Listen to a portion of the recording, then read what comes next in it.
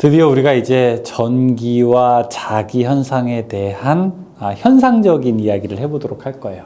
전자기 유도입니다. 전자기 유도라고 하는 것은 전기가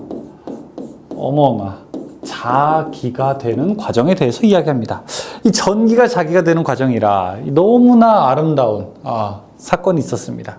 마치 예전에 실험을 하다가 이 전기 회로를 놓고서 옆에다 나침반을 놨더니 전기 회로에다 스위치를 온, 오프 할 때마다 나침반의 방향이 바뀌는 걸 가지고 이거 뭔가 좀 큰 일이 벌어졌구나. 이게 전기라고 하는 것과 자기라고 하는 것이 좀 영향이 서로 아예 무관하진 않구나. 전기가 흐르면 어떤 자기적인 변화가 생기는구나 라고 하는 것을 우리가 알게 되었습니다. 여러분 전기, 자기, 전자기 꼭 기억하셔야 됩니다. 그래서 우리가 파장 중에서 전기와 자기의 파장으로 만들어진 것을 전자파라고 하게 되는 겁니다. 전기, 자기. 우리 주변에 일상적인 것들이에요. 전기가 흐르게 되면 주변에 하여간 어떤 자기적인 영향력이 있게 되는 것이죠. 앙페르의 오른 나사 법칙부터 시작을 하게 됩니다. 자, 어떤 전선이 하나 있어요. 빨간 선이 하나 있죠. 전선이 하나 있어요. 여기에 제가 전류를 흘려볼게요. 여기 예를 들어 이렇게 건전지를 놓고 플러스 마이너스 회로를 이렇게 쫙 만들어 볼게요. 전기 회로를 만들었어요. 그럼 전류가 이렇게 흐르겠죠. 그러면은 여러분 조금 요 펜이 전선이라고 한번 해볼게요. 그러면 전류가 이렇게 아래서부터 위로 쭉 올라가게 되죠. 그러면 그 주변에 자기장이 만들어진다는 거예요. 어떤 방향으로? 이 앙페르의 오른손을 사용하게 되면. 자, 엄지손가락, 여러분 엄지손가락 한번 펴보세요. 빨리 펴보세요. 엄지손가락 편 다음에 엄지손가락이 전류의 방향을 만들게 되면은요, 나머지 네 손가락이 어떻게 됩니까? 이렇게 감는 형태가 되죠. 내 손가락으로 감아보게 되면 이게 반대로 꺾어지는 건 없잖아요. 자, 감게 되면은 이 방향, 전류의 방향과 나머지 자기장의 방향을 나타내는 것이 바로 앙페르의 오른손 법칙입니다. 그러면 위로 갈 때는 이 방향이 되겠죠. 자, 요렇게. 아래로 갈 때는요, 이 방향이 되겠죠. 이렇게. 여러분 만약에 여러분 쪽으로 향하게 되면은요, 이 방향이 되겠죠. 여러분들이 봤을 때 요런 방향. 들어갈 때는요, 이 방향이 되겠죠? 요렇게, 시계 방향. 그쵸? 자, 그러면은, 들어갈 때는 이렇게 우리가 X라고 치고, 나올 때는 점이라고 치면은, 들어갈 때는 시계 방향으로 이렇게 자기장이 만들어지게 될 거고, 나올 때는 자기장이 요런 방향으로 만들어지겠네요. 그쵸? 나올 때는 만약에 점이라고 하게 되면. 이것을 우리가 앙페르의 오른손 법칙입니다. 자, 그럼 앙페르의 오른손 법칙은 무엇에 의한 법칙이다? 전류가 흘렀을 때 자기장의 방향을 알아내는 법칙이다.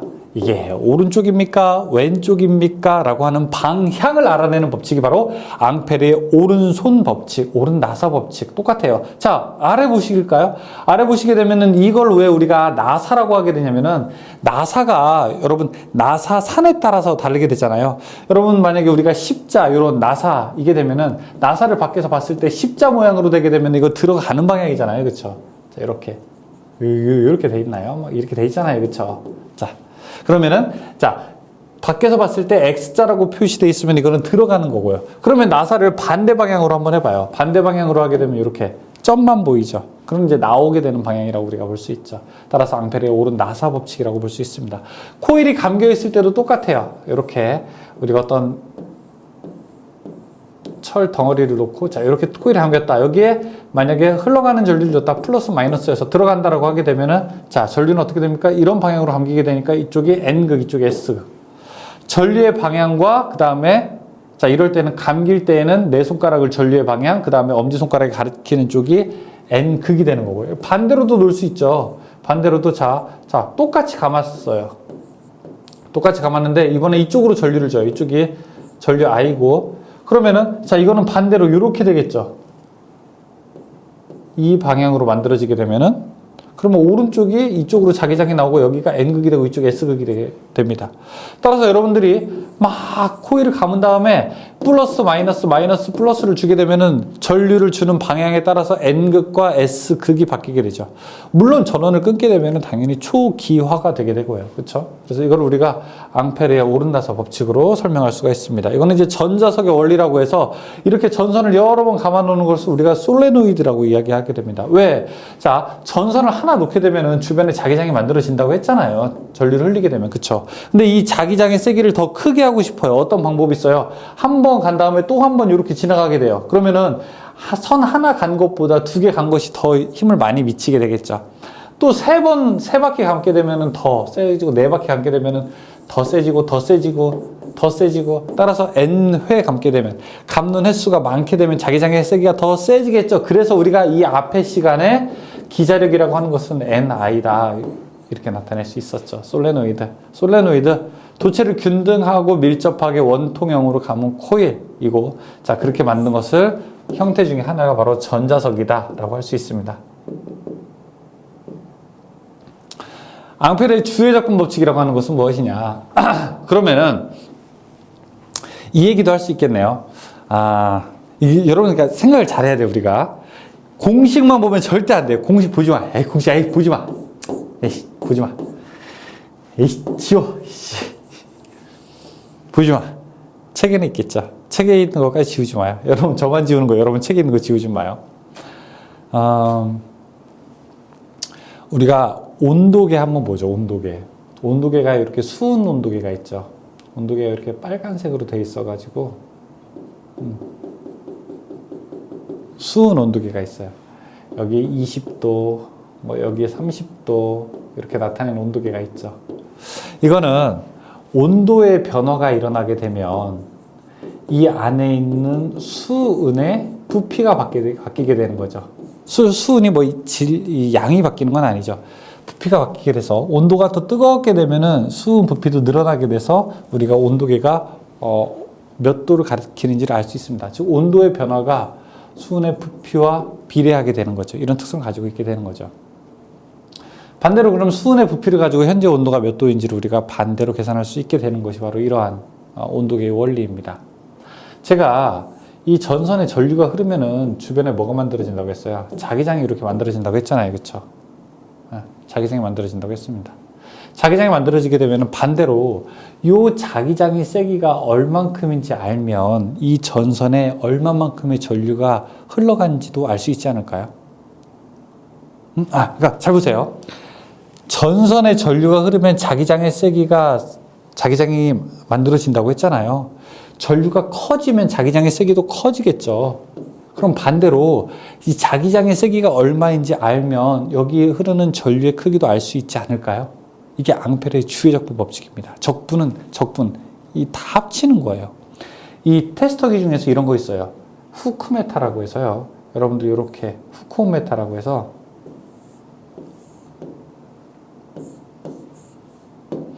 전선 하나를 여기에 관통하게 돼요. 관통시킵니다. 관통시켜서 이 링 같은 고리에다가 관통시켜서 여기에 5A 흐르게 되면은 여기에 띠디딩 디지털에 5A라고 흘러요. 어떻게 알게 되느냐? 전류가 흐르게 되면 주변에 자기장이 만들어진다. 그러면 이 자기장이 얼마나 센지 자기장의 세기를 측정하는 기기예요, 이게. 자기장의 세기를 측정하게 되면 반대로 이 전류가 얼마나 흘렀는지 알 수 있죠. 즉, 주변에 있는 자기장의 세기를 다 더하게 되면은 그러면은 이 전선에 원래 몇 암페어가 흘렀는지를 계산할 수 있다라고 하는 것이 바로 앙페르의 주의 적분 법칙입니다. 주변의 자기장의 세기를 우리가 H라고 해봐요. 그러면은 이 H를 다 계산했더니 H를 뭐예요, 이거? 선적분한 거죠. H를 적분하게 되면은 그러면은 결국에는 자기장의 크기가 나온다 이 얘기입니다. 요거 인테그럴 적분이죠, 여러분. 적분입니다. 자기장의 세기를 적분한다는 뜻이에요. 비오사바레의 법칙은 무엇이냐? 비오사바레의 법칙은 또 이런 얘기도 되게 되는 겁니다. 비슷한 얘기로서. 자, 어떤 선이 있다. 선에 전류 I가 흐르게 된다. 그러면 이 선에서 일부만큼 떨어진, 뭐 R미터만큼 떨어진 곳에서의 H, 자기장의 세기는 무엇에 의해서 결정되느냐? 전류의 크기가 크면 클수록 H, 자기장의 세기는 커지게 되죠. 어떤 점에서. 또 거리가 어떻게 돼요? 그 거리가 좁을수록, 거리가 가까울수록 자기장의 세기는 또 커지겠죠. 그렇죠? 그래서 전류와 그 다음에 거리의 함수 관계이지 않겠습니까? 비오사바레의 법칙은 그거예요. 전류가 만들어졌을 때 이 자기장의 세기와 관련된 법칙이 바로 비오사바레 법칙입니다. 근데 비오 할 때는요, 여러분 꼭 BO O 한 다음에 옆에 하고 이렇게 사바르라고 해야 돼요. 왜냐하면 이거 한 명이 아니라 두 명입니다. 비오라는 사람과 사바르라고 하는 사람 두 명이 맞는 법칙이기 때문에 비오, 사바르의 법칙이라고 우리가 이야기하게 됩니다. 자, 중요한 법칙 나왔어요. 여기서 앙페르의 오른다사 법칙, 뭐 오른손 법칙, 그 다음에 앙페르의 주회 접분 법칙, 그 다음에 비오 사바르의 법칙. 앙페르의 오른다사는 전류와 자기장의 방향을 알고 싶은 거고요.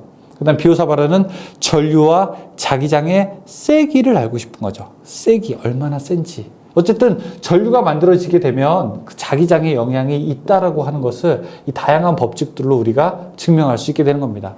전자유도 법칙 볼게요. 그러면 패러데이 법칙도 나왔습니다.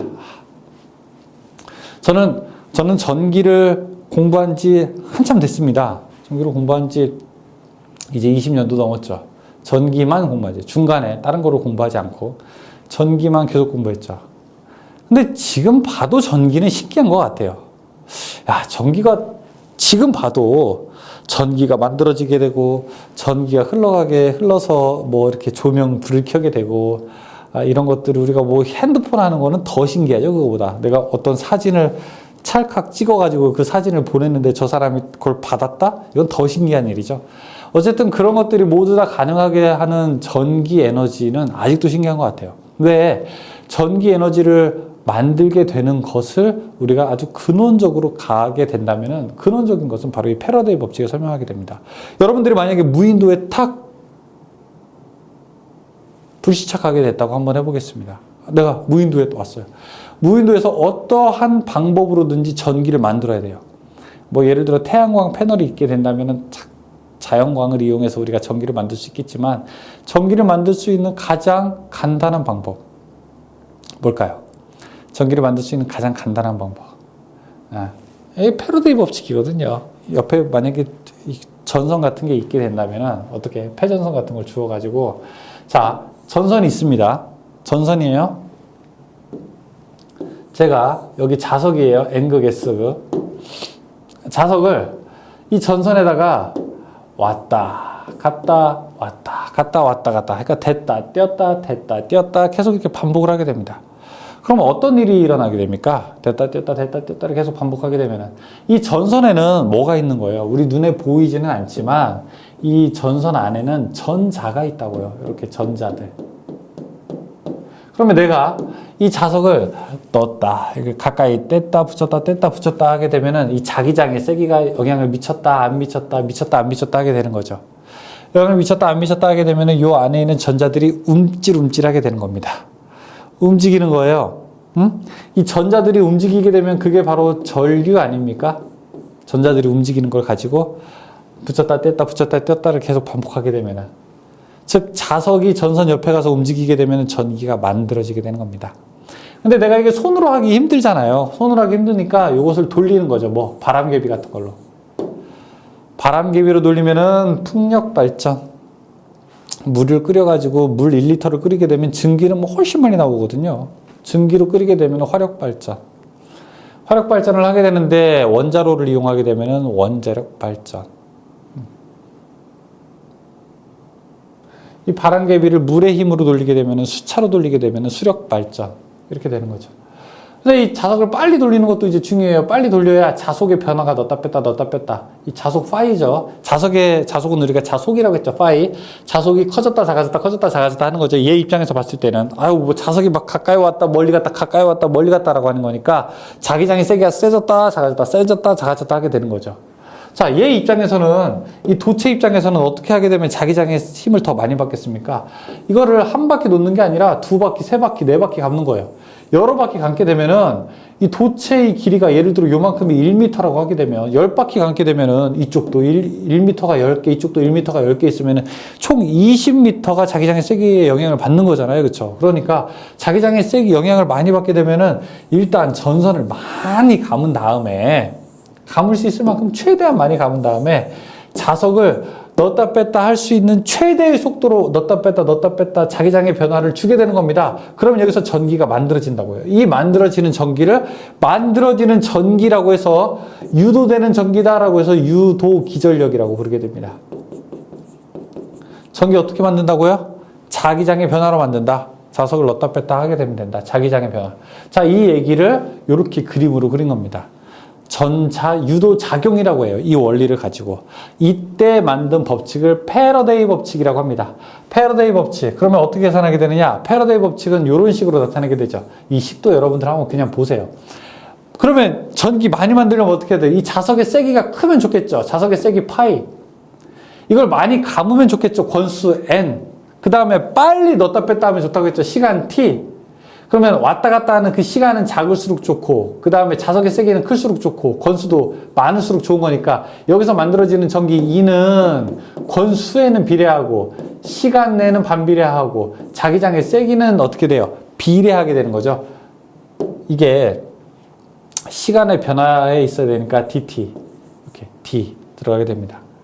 이 법칙을 우리가 패러데이 법칙이라고 하게 됩니다. 패러데이 법칙. 패러데이 법칙. 대단한 법칙이죠. 대단한 법칙이죠. 전기가 어떻게 만들어집니까? 라고 누군가 근원을 묻게 된다면 바로 패러데이 법칙에 의해서 만들어진다라고 이야기하겠죠. 패러데이 법칙의 그 원리는 무엇이냐라고 묻게 된다면 이렇게 대답을 해야 되겠죠, 여러분. 시간에 따른 자속의 변화에 의해서 만들어집니다. 만약에 시간에 따라서 자기장의 변화가 없으면은 전기는 안 만들어집니다. 여러분 만약에 전선을 놓고 그냥 자석을 N극에 쓰고 여기다가 옆에다가 가까이 붙여놓기만 해봐요. 그럼 시간에 따라서, 시간이 변함에 따라, 그 시간이 이렇게 흘러감에 따라 1초, 2초 감에 따라서 자기장의 변화가 있나요? 자기장 그냥 그대로잖아요. 그렇죠? 그러면 어떻게 돼요? 유도기전력이 안 만들어진다고요. 즉 변화가 있어야 됩니다. D라고 하는 거는 변화예요. 이거를 우리가 미분에서는 이렇게 델타로도 나타내요. 즉 시간에 따른 자기장의 변화가 있어야 되는 겁니다. 그런데 여기서 또 반대로 요 앞에 n 앞에 요 마이너스를 좀 하나 넣자. 마이너스. 요 앞에다 마이너스를 넣자. 이거는 무엇이냐면은 방해하는 방향으로 만들어진다 이 뜻입니다. 이 방해하는 방향이 무슨 뜻이냐면요. 제가 전기를 만들어 볼게요. 자, 따다다다단 따다다. 여기 전기를 만드는 검유계가 있다고 해보죠. 그러면은 제가 여기다가 자석을 가까이 대보겠습니다. N극. 자석 가까이 대게 되면은 자기장이 이렇게 나오겠죠. N극이니까. 그쵸? 그러면은 이때 만들어지는 유도기전력은 자기장이 갑자기 오기 때문에 뭐야 오지마 하면서 막는 방향, 요 반대 방향으로 이렇게 자기장이 만들어진다는 거예요. 자기장이 이 방향으로 만들게 된 전류는 어떻게? 자, 이렇게 흐르겠죠. 그쵸? 여기에 N극이 된다는 거예요. 전류는 이쪽으로 흐르게 되는 게 1번 상태이고요. 그럼 조금 있다가 반대 방향이 되게 된다면, 자, 그러면 이제 자기장을 빼겠죠. 밖으로 빼게 되면은 자기장은 밖으로, 자속은 줄어들겠죠. 그러면은 어디가? 라고 하게 되면서 오라고 하는 방향, 이쪽으로 오라고 하는 방향. 오게 되면 어떻게 됩니까? 전류는 이렇게 흐르겠죠. 이 반대로. 그럼 여기가 이제 전류 방향 이렇게 되겠죠. 따라서 처음에는 들어오게 되면 이쪽 방향으로 흐르는데 나가게 될 때는 반대 방향으로 흘러서 전류는 왔다 갔다 교류가 만들어지게 됩니다. 유도 패러데이 법칙에서 만들어지는 전기는 교류입니다. 직류는 아니에요. 교류에서 만든 다음에 다시 정류 작용을 한번 거쳐야지 우리가 더 좋은 직류가 될 수 있습니다. 이때 자속이 증가하거나 감소하는 것을 방해하는 방향으로 만들어진다고 해서 이것을 우리가 렌츠의 법칙이라고 부르게 됩니다. 방해하는 방향으로 만들어지게 된다. 자, 여기서 바로 또 그 이야기들을 조금 더 하고 있습니다. 그러면은, 자, 인덕턴스라고 하는 말 나왔습니다. 인덕터. 어려운 말 많이 나왔죠. 자, 여러분, 이거 그냥 막 한 번에 다 외우려고 하면 절대 안 돼요. 아셨죠? 한 번에 외우려고 하면 안 되고, 그냥 슬렁 이렇게 넘어가야 됩니다. 넘어가게 되면은 쭉 가다 보면은 10개 배우게 되면 2개는 남아요. 2개 남으면 성공하는 거예요. 10개 배웠을 때 10개 다 외우는 거는 안 돼. 에빙하우스의 망각곡선이라고 하는 게 있어요. 여러분 지금 아무리 배워도요, 10시간 지나게 되면 한 개도 머릿속에 안 남아요. 근데 한 개 안 남는데 그 한 개 안 남는 것을 더 남게 하려면 중간에 복습을 한번 해주는 거죠. 괜찮아요. 지금 이야기하는 거 잘 몰라도 상관없어요. 그냥 요 식 같은 거 그냥 읽는 것을 보는 것만으로도 도움이 되는 겁니다. 그러면 어느덧 여러분들도 저랑 같이 이렇게 이야기할 수 있게 되는 거예요. 제가 이야기하는 것을 계속 듣게 되면요, 여러분 어느덧 저처럼 이야기할 수 있어요. 여러분들 가수가 노래하는 것을 계속 듣다 봐요. 랩을 계속 듣다 봐요. 어떤 가수가 랩하는 거 계속 듣게 되면은 어느덧 여러분들도 그렇게 이야기할 수 있어요. 머릿속에 그렇게 기억되는 거예요. 체화되는 겁니다. 지식이. 인덕턴스라고 하는 건 이거예요. 유도하는 능력을 인덕턴스라고 합니다. 저장하는 능력은요. 전기를 저장하는 능력은 커패시턴스라고 그래요. 뭐 커패시턴스 이러겠나? 커패시턴스라고 그러겠나? 그럼 유도하는 게 뭐냐? 유도가 뭐냐? 전류가 흘렀을 때 그것을 얼마나 자기장으로 얼마나 만들 수 있느냐? 전기를 얼마나 자기로 만들 수 있느냐? 혹은 자기를 얼마나 전기로 만들 수 있느냐? 이 능력을 우리가 유도 능력이라고 합니다. 예를 들어, 자, 전선 하나가 있어요. 자석 똑같이 N극, S극 왔다 갔다 했어요. 자, 전선이 있어요. 자석 똑같이 N극, S극 왔다 갔다 했어요. 근데 여기에서는 예를 들어 10V가 나왔어요. 이쪽엔 예를 들어 2V가 나왔어요. 그러면은, 자, 이 왼쪽에 있는 것이 오른쪽에 있는 것보다 능력이 더 좋죠. 유도 능력이 더 좋죠. 자기를 전기로 만들 수 있는 환산하는 능력이 더 좋은 거죠. 생산성이 더 좋은 거 아닙니까? 생산 능력이 얼마? 5배 더 좋네요. 5배. 그렇죠? 이 능력을 그럼 우리가 무슨 능력이라고 할 것이냐? 이 능력을 우리가 유도 능력이라고 부르게 됩니다. 유도 능력이라고 부르고 이걸 우리가 영어로 인덕턴스라고 부릅니다. 유도 능력이라고 해도 상관없어요. 그런데 우리가 이제 교재나 책 같은 것은 이게 서구 문물이기 때문에 다 영어로 많이 표현하게 되는데 인덕턴스라고 부릅니다. 인덕턴스는 L이라고 해요. 단위는 헨리라고 표현합니다. 그래서 L이 2헨리다. L이 5헨리다. 그럼 2헨리보다 5헨리는 2.5배 유도 능력이 더 뛰어나다 이렇게 볼 수 있죠. 또 반대로 전류가 흘렀을 때 여기 이제 어떤 코일에 전류가 흘렀더니 파이 자기장이 만들어졌다고요. 전류를 흘렸더니 이게 파이 자속이 됐다고 합니다. 그러면은 자속이라고 하는 것은 뭐예요? 전류의 비례상수로서 L. 전류에다가 인덕턴스 얼마나 유도할 수 있는 능력을 곱하게 되었을 때 그게 자속이 되는 겁니다. 그래서 Li가 파이가 되는데 권수에 또 비례하게 되니까 Li는 N-파이. 그래서 L, 유도 능력이라고 하는 것은 I, 요 밑으로 가서 I분의 N-파이. 이렇게도 우리가 식으로 넣을 수 있는 거죠. 괜히 그냥 하는 얘기예요. 이 전선이라고 하는 것은 그런 것도 중요하겠구나. 전선이라고 하는 것은 전류가 흘렀을 때 얼마나 자기장으로 잘 만들어줄 수 있느냐. 이런 능력도 중요하게 되고, 이런 능력을 우리가 유도 능력이라고 하는구나. 선생님의 어떤 수업 시간에 야 10개 외워라 라고 이야기했는데 그 10개 외워라 라고 하는 명령을 듣고 내가 실제로 외운 게 5개면은 우리는 그 능력을 가지고 무슨 능력이라고 그래요? 암기 능력이라고 하죠. 암기 능력. A라는 친구가 있고 B라는 친구가 있는데 선생님이 똑같이 10개 외우라고 했는데 이 친구는 2개 외우고 이 친구는 5개 외우면은 B라는 애가 A보다 암기 능력이 더 좋구나. 암기 능력이 더 좋구나. 그러면은 선생님이 교육한 것에다가 암기 능력을 곱하게 되면은 실제로 외운 게 되겠죠. 그렇죠? 암기 능력이 이 친구는 퍼센테이지로 하게 되면 한 50% 정도 되는구나.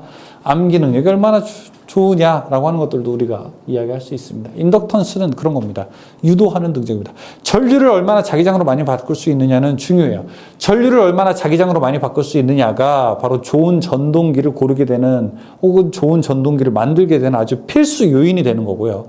그 다음에 이 자기장을 얼마나 전류로 만들 수 있느냐라고 하는 그 능력도 이 좋은 발전기가 가지고 있는 중요한 능력 중에 하나가 되는 겁니다. 유도 능력이라고 하는 것은 되게 중요한 능력이 되는 것이죠. 자, 이렇게 해서 여기 인덕턴스에 의한 전압이라는 것도 있고요. 자, 자기 유도작용 똑같습니다. 자기 유도작용 그림 좀 더 볼게요. 여기 이제 재밌기 때문에. 여러분 만약에 이렇게 원통형으로 만든 이거를 우리가 환상 솔레노이드라고 합니다. 고리 환자. 원형 솔레노이드라고 해요. 그러니까 여러분 반지 생각하면 돼요. 반지 아니면 도너츠 같은 거 생각하면 됩니다. 이 도너츠에다가 그런데 이 도너츠가 물론 당연히 빵으로 돼 있으면 안 되겠죠. 그렇죠? 철로 되어 있는 도너츠입니다. 철 도너츠, 철 링이에요. 링에다가 이렇게 전선을 감았습니다. 이 전선은 당연히 그리고 다 코팅이 되어 있는 겁니다. 이거 우리가 에나멜 코팅 되어 있는 에나멜입니다. 만약에 이게 코팅이 안 됐게 되면 그냥 이 전선에 전류가 흘러버리게 되는 거죠. 도체에 전류가 흘러버리니까. 코일을 이렇게 감은 다음에 여기다가 플러스 마이너스 전기를 집어 넣습니다. 그러면 전류가 이렇게 흐르겠죠.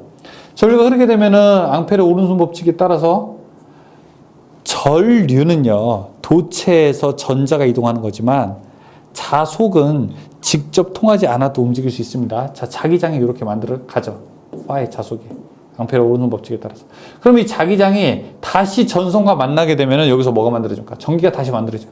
그러니까 전류가 자속으로 바뀌었지만 이 자속이 다시 뭘로 바뀌었어요? 자속이 다시 전류로 바뀌었죠. 이걸 우리가 자기 인덕턴스라고 합니다. 스스로 유도한다고 해서 자기 인덕턴스라고 하게 됩니다. 이 자기 인덕턴스에서 인덕턴스를 구하는 거 식은 L은 L분의 뮤 S N의 제곱이라고 해서 듣기만 하세요. 이 자기 회로의 길이에는 반비례하고 투자율에 비례하고 면적에는 비례하고 건수의 제곱에 비례한다. 이렇게도 우리가 식으로 나타낼 수 있고요. 아까 이렇게 나타낸 식 dt분의 d파이 했었죠. n. 그런데 전류가 흘렀을 때 이때는 L 인덕턴스 dt분의 di. 이거는 전류의 시간에 따른 전류의 크기에 비례한다. 이렇게도 펼 수 있다. 상호 인덕턴스라고 하는 것은 양쪽에다가 두 개를 감았어요. 코일을 두 개 감게 되면은 여기에서 만들어진 전기가 자기장이 돼서 가죠. 자기장이 다시 코일 만나면서 여기서 전기가 만들어지게 되죠. 그래서 1차 측에서 만든 전기가 2차 측으로 넘어가게 되는 겁니다. 이걸 우리가 전자유도작용이라고 해요. 전자유도작용이 어디에 사용되게 되느냐? 이게 바로 변압기의 기본 원리를 설명하는 겁니다. 변압기는 1차 측에서 감은 코일과 2차 측에서 감은 코일의 비율로서 이 전압비 크기가 바뀌게 되는 원리를 이용하게 된 거예요. 이 앞에 감은 횟수를 N1이라고 하고 이 뒤에 감은 횟수를 N2라고 하게 되면은 만약에 여기에 10번 감고요. 뒤에 100번 감게 되면은 여기서 10V 줬을 때 뒤에 100V 나오게 됩니다. 여러분 이쪽에서 2배로 감게 되면요 100V 넣었을 때 200V 나오게 되는 거예요. 또 어떤 변압기는 200V 넣었는데 여기 100V 나오죠. 그러면 권수를 2대1로 바꾸게 된 겁니다.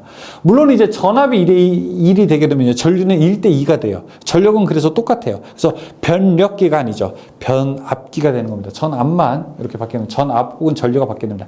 그 이야기를 상호 인덕턴스의 관계까지 괜히 이렇게 식으로 쓴 겁니다. 서로 영향을 미치는 인덕턴스와의 관계를 설명하게 된 겁니다.